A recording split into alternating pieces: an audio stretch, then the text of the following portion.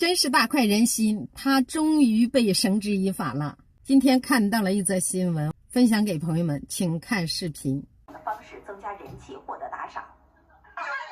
你为什么要连我线呀？你就是来骂我的。我骂你这个骂我。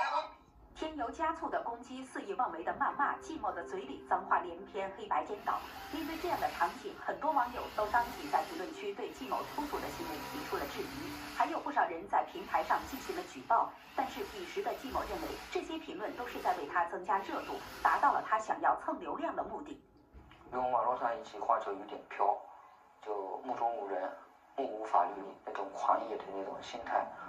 在网络上一下子爆棚，这个是现实生活中没有的东西。为了达到流量变现的目的，季某持续更新着辱骂其他短视频主播，特别是网红主播的视频。然而在私下里，季某却换了一副面孔。有时发完视频，他还会私信那些被骂的主播，解释自己是在炒作，邀请他们一起合作博流量。他会私下里跟人家说，我主要就是为了吸粉，为了涨粉。面对季某做戏的邀请，许多短视频主播没有回复，也有一部分主播婉言拒绝，而季某却立刻推销起自己的黑红套路，称他想打造的是独一无二的人设，先黑再白。季某说，如果聊天框对面的主播不为所动，他就会再去私信下一个人。亲戚朋友什么的跟我说了，对网络标了，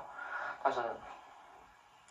这个东西怎么说呢？除非你一开始就不玩这个东西，你上了这条船，你再下船你就非常的不容易。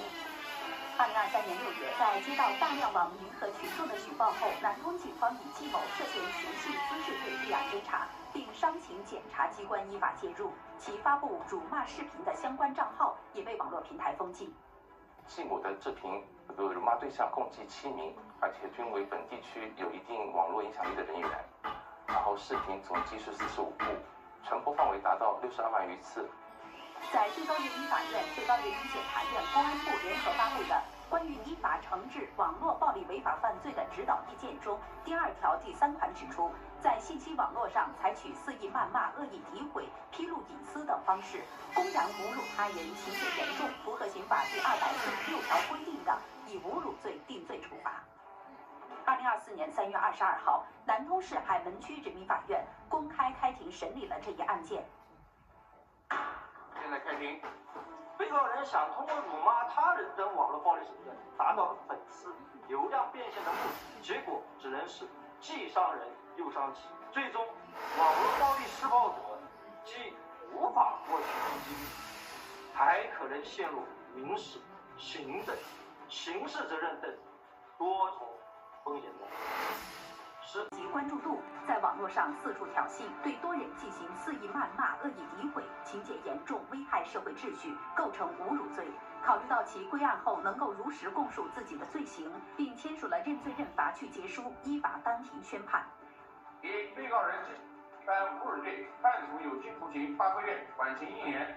2、禁止被告人在缓刑考验期内从事与网络直播有关的经营活动。我无意当中看电视的新闻，看到了这条新闻，我觉得这种人就应该绳之以法被处理。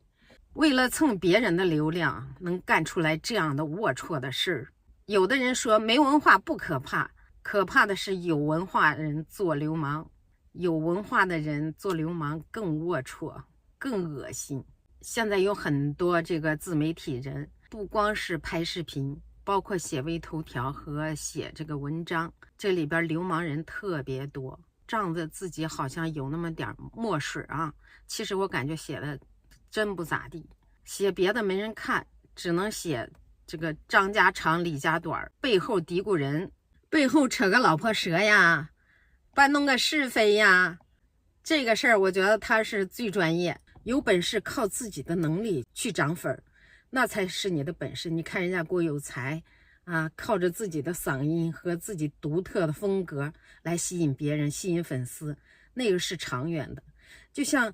刚才让朋友们看到那个视频的那种人呢，他是兔子尾巴长不了的，早晚会被处理掉的。你想挣钱不要紧，你不能踩到别人的肩膀上去挣钱，为了流量，为了挣那点蝇头小利，对别人进行人身攻击，进行什么拉拢啊、煽动啊也好哈，这些伎俩都是小人之举。所以说这种方式啊，兔子尾巴长不了，早晚就给你封号了。好了，今天就分享到这儿吧，感谢收看，下期见，拜拜。